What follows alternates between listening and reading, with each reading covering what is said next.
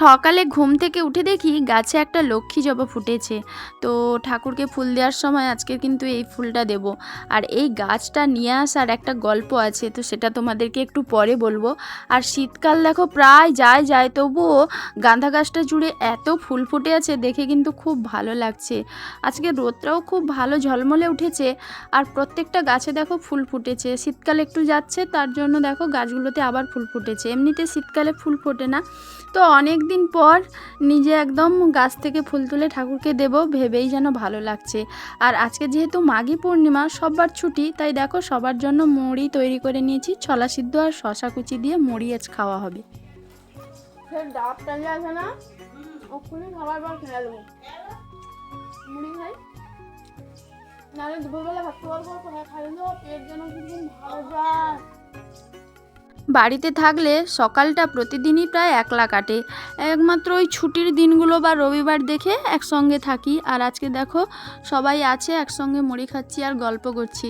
আর রোদটা গায়ে পড়েছে, খুব অসহ্য লাগছে। গরম যে আসছে এটা কিন্তু পুরো বোঝাই যাচ্ছে একদম।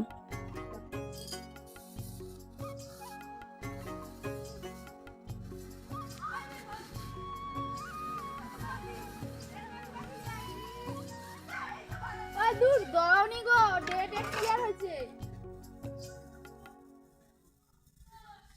ওই জন্য আমার ঘরে ঢুকে আমাদের খালি সেন গন্ধ।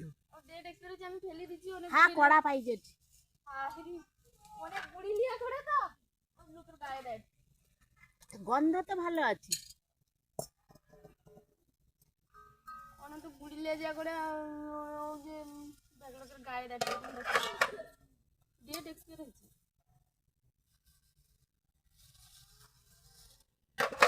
ভম্বল কাটে গন্ধ কিরকম বাজে হয়েছে। আমার ঘরে গন্ধ, আমি খালি করি সেন গন্ধ কাইনা করছি, সেন গন্ধ কাইনা করছি।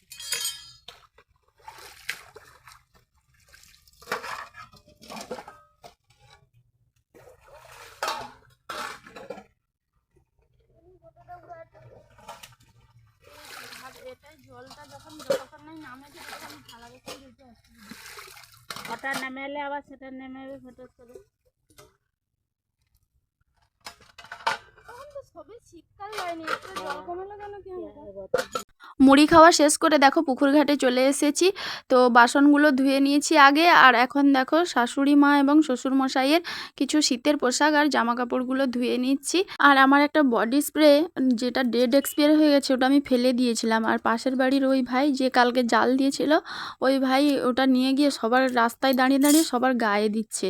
আর এখানে দেখো আমি ডাবটা কাটছি কেমন, দেখো এরকম কে কে ডাব কাটো তো আমাকে কমেন্ট করে বলো। কিন্তু আমি কিন্তু যখনই ডাব খাই এরকম করে কেটে নিই। কে আবার কাটারি নিয়ে আসে কাটে, ওটা অনেকটা ঝামেলা, অনেক কিছু কাটতে হয়। তো এটা দিয়ে এরকম তুলে একদম গোল করে কেটে নিলে তাড়াতাড়ি হয়ে যায়। তো ডাব কাটাটা কেউ যদি না জানো এরকম সহজে শিখে নাও আমার কাছ থেকে। কিন্তু দেখো কি সুন্দরভাবে ডাবটা কাটা হয়ে যাবে তাড়াতাড়ি, একদম সহজ উপায়ে। ওই উপরের এটা তুলে দিলেই একদম ডাব কাটাটা কমপ্লিট হয়ে যাবে।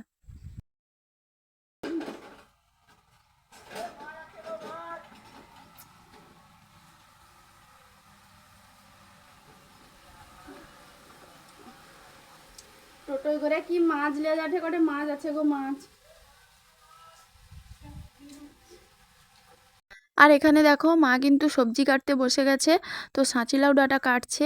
আজ কিন্তু সাঁচিলাউ ডাঁটার তরকারি, আর হচ্ছে ওই যে মাছ ছিল ইলিশ মাছ, ওইটা একটু ফ্রিজে রেখে দিয়েছিলাম। তো ওটার ঝোল হবে আলু বেগুন দিয়ে। আর এই সাঁচিলাউ ডাঁটাটা কিন্তু আমাদের নয়, একজন মানে আমাদের বাড়ির পাশে একজনের বাড়ি থেকে আনছে। তো আমার এই সব ডাঁটা খেতে কিন্তু খুবই ভালো লাগে। তো কার কার আমার মতো এরকম ডাঁটা খেতে ভালো লাগে তো কমেন্ট করে বলো। আর এরকম যদি সবজি কাটা থাকে বা কেউ কেটে দেয়, রান্না করতেও যেন খুব ভালো লাগে, তাই না? সবাইয়ের এরকম হয় যে কেউ একটু সহযোগিতা করে দিলে রান্নাবান্না করতে কিন্তু খুবই সুবিধা হয়। এইটা বাড়িতে থাকলে এইটাই সুবিধা, যে একজন সবজি কাটলো, একজন রান্না করলো, মানে ভাগ ভাগ করে কাজ করা যায়। আর আমি যখন বাইরে থাকতাম সব কিছুটাই একা করতে হতো। আর দেখো আমি ওইখানে সব কিছু সবজি দিয়ে আসছি যাতে সব কিছু কেটে দেয়। আর এখানে দেখো শাশুড়ি মা এবং শ্বশুরমশাই সবাই কিন্তু দুজন মিলে একদম আনাজ কাটতে বসে গেছে। তো চলো রান্নাটা আমি বসিয়ে দিই, ওইদিকে মাছটা ভাজা শুরু করে দিই।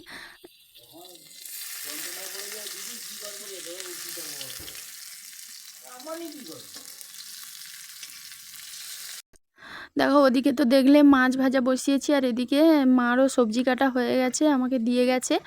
আর রান্না করতে করতে সেই পাশের বাড়ির ভাই যে কাল জাল দিয়েছিল দেখিয়েছিলাম, ওই দেখো আমাকে জীবন ঠান্ডা দিয়ে গেল। মানে রাস্তা দিয়ে দোকান যাচ্ছিল, তো ও আমার জন্য এক গ্লাস কিনে আনছে। আর এদিকে আমার উনুনে কিন্তু ভাতও ফুটে যাচ্ছে। তো আমি কিন্তু উনুনে ভাতটা রান্না করে নেই আর গ্যাসে তরকারিটা রান্না করে নেই, তাতে কিন্তু খুব সুবিধা হয়, তাড়াতাড়িও হয়ে যায়।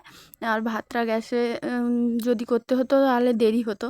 আর এই যে দেখো রান্নাবান্না পুরো কমপ্লিট, ডাঁটা তরকারি আর এই যে ইলিশ মাছের ঝোল বেগুন দিয়ে। তো চলো এবার কিন্তু স্নানে যাব।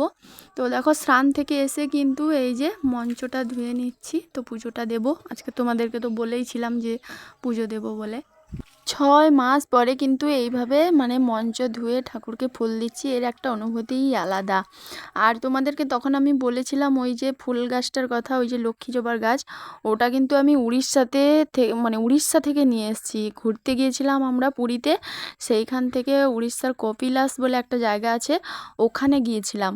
ওখান থেকে আমরা কিন্তু গাছটা আমি অনেকটা বায়না ধরেই নিয়ে এসেছিলাম। এখানে পাওয়া যাবে, কিন্তু ওখানে অনেক ফুলের চারা উঠছিল।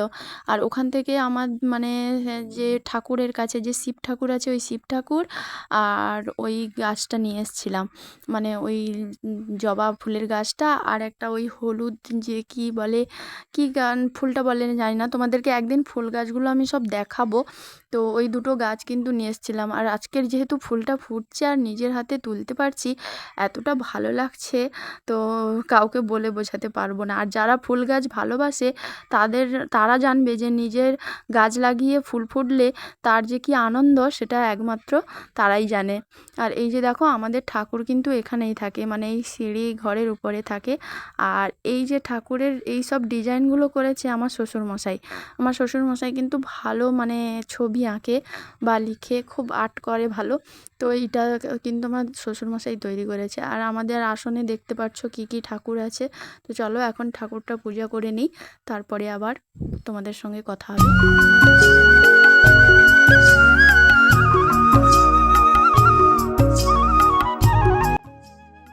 অনেকটা সময় পরে এলাম, এখন কিন্তু সন্ধ্যা হয়ে এসছে দেখতেই পারছো। তো জানালাটা বন্ধ করে নেব। আর তো তখন মানে পুজো করে জামা কাপড়গুলো মেলছিলাম, যা দেখেছি। তারপরে তো আর কোনো ভিডিও করা হয়নি। তারপরে খাওয়া দাওয়া করে ঘুমিয়ে পড়েছিলাম, একদম সন্ধ্যার সময় উঠেছি। আর এই যে আমার রুমের জানালাটা বন্ধ করে নিচ্ছি। তো শুভ সন্ধ্যা সবাইকে। আর এবার দেখো রাত্রে কিন্তু রুটি আর বেগুন ভাজা হবে, তো এটা তৈরি করে নেব।